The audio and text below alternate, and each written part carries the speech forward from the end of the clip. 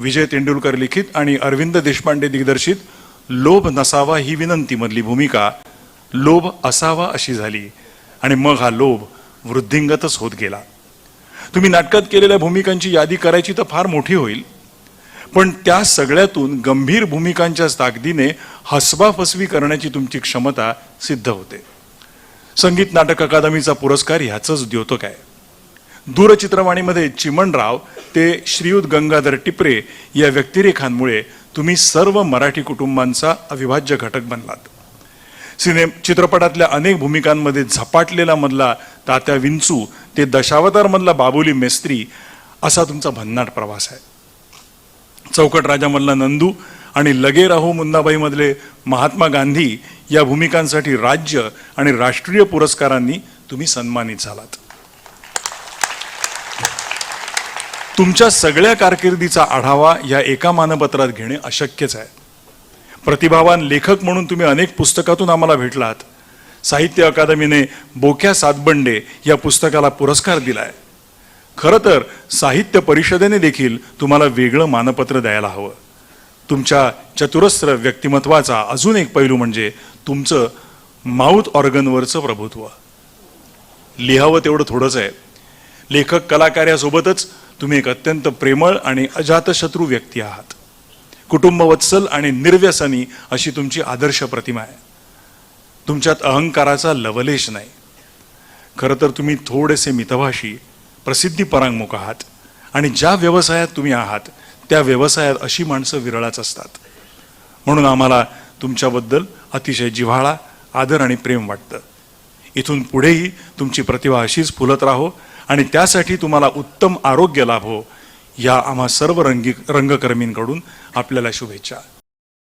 अखिल भारतीय मराठी नाट्य परिषदेच्या वतीनं आयोजित करण्यात आलेला नाटककार गो ब देवल स्मृतिदिन पुरस्कार वितरण सोहळा आणि कलावंत मेळावा यशवंतराव चव्हाण नाट्यसंकुल माटुंगा मुंबई येथे उत्साहपूर्ण वातावरणात संपन्न झाला. या सोहळ्यात ज्येष्ठ नाट्यसिने अभिनेते दिलीप प्रभावळकर तसेच ज्येष्ठ नाट्यसिने अभिनेत्री स्वाती चिटणीस यांना जीवनगौरव पुरस्कारानं सन्मानित करण्यात आले. या दिग्गज कलाकारांच्या आमच्या प्रतिनिधी संपदा सावंत यांनी प्रतिक्रिया घेतली आहे. नाही, हा फार मोठा सन्मान आहे आणि हा नाट्य परिषदेने दिलेला एवढा मोठा जीवन गौरव सन्मान, त्यामुळे फार आनंदाचा दिवस आहे आज माझ्यासाठी. आणि माझ्या सगळ्यात अतिशय आवडत्या सहकलाकारात बरोबर मला दिलंय, दिलीप बरोबर मला हा सन्मान दिला, याचा मला खूप आनंद आहे.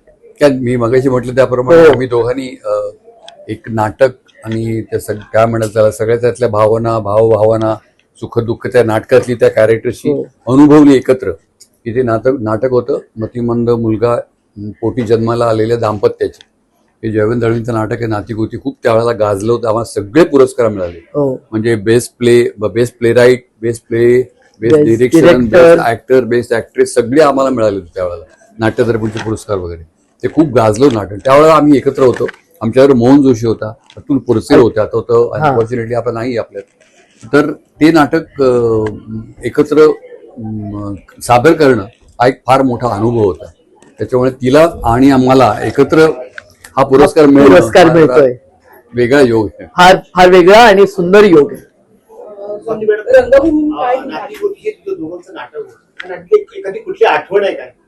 अशा आठवणी तर खूप आहेत अशा आठवणी. आणि मी खूप इंटरव्ह्यूज मध्ये या सांगितल्या. जसं दिलीपनी सांगितलं त्याच्या भाषणामध्ये की तो जो सीन आहे की ते दोघं जण डान्स करतात आणि मी येते, मला खरंच डोळ्यात पाणी यायचं. त्या क्षणी मी ती शैला काटबरे व्हायचे, ते काटबरे व्हायचे. आमचे फार सुंदर सीन्स व्हायचे, एकूण एक सीन आणि एकूण एक प्रयोग इतका रंगायचा ना की काय सांग. आम्हाला सगळे प्रेक्षक विचारायचे की आम्हाला बघताना त्रास होतो, तुम्हाला करताना होतो. तर तेच नाटकाचं स्किल असतं, कौशल्य असतं की आपल्याला स्वतःला त्रास होऊ न देता लोकांच्या गळी त्या भावना उतरवायच्या. म्हणजे आम्ही तटस्थ राहून, अलिप्त राहून ती कॅरेक्टर्स करायचो आणि लोकांना मात्र ती खरी वाटायची. आम्ही तो सत्याचा आभास निर्माण करायचा प्रयत्न करायचो. तर काय रंगभूमीनेच समृद्ध केलंय आम्हाला, आमचं आयुष्य समृद्ध केलंय, जीणं सुंदर केलंय रंगभूमीने. त्यामुळे मी आज जी आहे ते माझं सगळं मी रंगभूमीलाच अर्पण करते. मला रंगभूमीलाच मला धन्यवाद करायला लागेल. आणि तिकडे तुम्हाला लगेच काय म्हणतात त्याला पुरावा मिळतो तुमचा परफॉर्मन्स परिणामकारक झाला आहे की नाही हे समोरच्या प्रेक्षकांकडून तुम्हाला लाईव्ह मिळतं, जे सिनेमात आणि टीव्हीला मिळत नाही. तर लोक कसं ते रिसिव्ह करतील, कसं स्वीकारतील तुम्हाला माहित नसतं की तुम्ही त्यावेळेस हजर नसता. इथे तुम्हाला जिवंत प्रतिसाद मिळतो. तर ती जादू एक आहे नाटकाची. तुम्ही वाईट करताय, चांगलं करताय, बरं करताय, उत्तम करताय हे लगेच कळतं तुम्हाला. पण काय म्हणून तर ते एवढे ग्रेट ऍक्टर आहेत. हा, प्रत्येक भूमिकेचं व्यक्तिरेखेचं कोडं असतं. ते कोडं सोडवायचा, उलगडायचा प्रयत्न करायचा. प्रत्येक भूमिकेचं एक काय सांगू कुलूप असतं. ते कुलूप उघडायला काहीतरी चावी लागते तुमच्याकडे. कधी लकब असते त्याची, कधी बोलण्याची स्टाईल असते, कधी स्वभाव वैशिष्ट्य असतं. तर हे सगळे काहीतरी कुठेतरी तुम्ही शोधायचा प्रयत्न करता आणि ते शोधलं की तुम्हाला मग सापडतं. प्रत्येक भूमिकेचा एक स्थायी भाव असतो, अंतरंग असतं, त्याचा एक गाभा असतो. तर ते शोधायचा प्रयत्न केला की मग ती भूमिका सापडते. चित्रपटामध्ये हिरो हिरोईन असते, पण तुमचा तितकाच मोठा रोल असतो. कशात? तुम्ही ते सिलेक्ट करता का, म्हणजे चित्रपटात. निवडता का, म्हणजे तुम्ही तरच पुढे जाता असं काय? पण आजचा पुरस्कार आम्हाला नाट्य परिषदेने दिलाय. हो. नाट्य परिषदेवर बोलूया, चित्रपटावर नको ना. अच्छा, म्हणजे बोलता येईल तसं. मग तुम्ही अख्खी 4-5 तास रात्रभर बोलतच चालेल मी सगळे चित्रपट. त्याच्यामध्ये अशी कुठली गोष्ट आहे की तुम्ही राहून गेली, काम करण्याची तुमची भूमिका कुठली राहून गेली असं? नाही, असं मला नाही वाटत. दरवेळेला प्रत्येक भूमिका काहीतरी वेगळं आव्हान देते.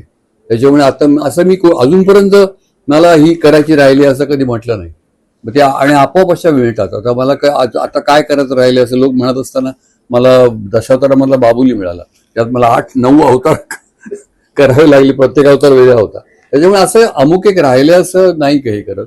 ते आपोआप मिळतात आणि मग तुम्ही दरवेळेला ती भूमिका मिळाली की मग खोलात जायचा प्रयत्न करता दरवेळेला. असं तुमचाही सेमच आहे का? हो, सेमच आहे. कारण असं काही कितीतरी नाही. व्हरायटी. मी मग तिने म्हटलं त्याप्रमाणे तरुण असताना म्हाताऱ्यांचे रोल करायला लागले. म्हणजे असं त्यात वेगळ्या वेगळ्या प्रकारची आव्हानं केली आहेत तिने. बरेच पाहिलेल्या भूमिकाच्या. त्यामुळे असं नाही काही मला वाटत की अरे वेडीची भूमिका नाही केली, असं काही नाही. जेव्हा येतं नाटक आणि त्यातली भूमिका ही चॅलेंजिंगच असते, त्यामुळे त्या प्रकारे त्या भूमिकेचा जसं तुम्ही आता म्हणाला, महत्वाचं म्हणाला की गाभा शोधायचा आम्ही प्रयत्न करतो. आजच्या कलाकारांना, तरुण कलाकारांना जे रंगभूमीवर काम करतात त्यांनी काय सांगणार? चिल्लेची पिढी आहे, मी ऑलरेडी जसं तुम्ही मेहनत करता तशी ती पिढी दिसते का तुम्हाला?